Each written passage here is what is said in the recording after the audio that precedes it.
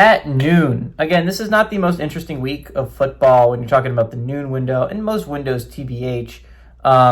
We kind of got spoiled last week with all the insane matchups, where these are just more kind of underrated sleeper matchups. We got Kentucky, who's 2-2. Chum number 12, Georgia, who's 3-1. Georgia favored by 20.5 points on ABC. Cutter Bowley for the Wildcats gone 23 of 43, thrown for 402 yards, 2 touchdowns, 2 interceptions.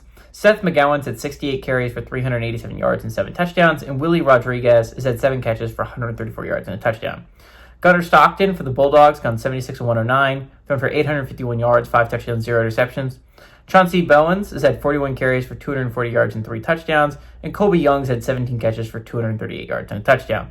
Georgia's 64-12 all-time against Kentucky. Again, last 15 games have gone to Georgia from 2010 to 2024. 09 was last time they went on the road and was able to beat the Bulldogs. Kirby Smart is 8-0 in his tenure at Georgia against the Wildcats. Stoops is 0-12 in his tenure as a Kentucky head coach against the Georgia Bulldogs. Again, this is a really important game for Georgia. Remember, if Kentucky loses this game, they're out of playoff contention. I mean, no one really considers them in playoff contention to begin with right now. But if you're talking about from the perspective of they are still alive in the college football playoff race, they are still alive in the college football playoff race. They have 2 losses, so if they were to, technically speaking, win out, they would be fine. They're not going to do that, though. Georgia's the interesting team, right? And if I had to pick a one-loss team that I still think is in a favorable spot to make the college football playoffs, Georgia would be up there. I don't think they're as high as like a Penn State or a Michigan, where they're still in a pretty favorable spot to go on a run to make the college football playoffs. But Georgia's not in the worst spot ever. I picked Bama to win last week. I think a lot of people picked Bama to win last week, mainly because Bama has just historically owned Georgia for a long time now under Kirby Smart. Kirby Smart just can't beat Alabama for some reason.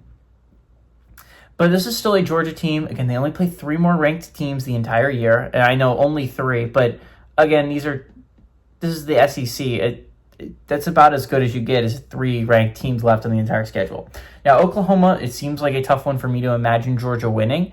But Texas coming to town seems extremely doable, and going to Georgia Tech is an extremely doable game for Georgia.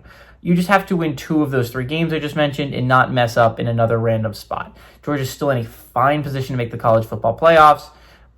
It just hurts your seeding a little bit with losing that football game against Bama. So I think it's going to be really interesting here. I think this is a revenge game for Georgia, right? They're coming off a loss. Georgia doesn't come off losses very often. And they get Kentucky coming to town, and Kentucky's not a great football team. This is probably going to be the worst team in the SEC this year. This is going to get ugly. I don't understand how it's only 20.5 points. Georgia's probably going to end up being a college football playoff team. Kentucky is probably a team that I don't know if they win more than 1 more game all year. So I like the Bulldogs here to win, and I like the Bulldogs to cover.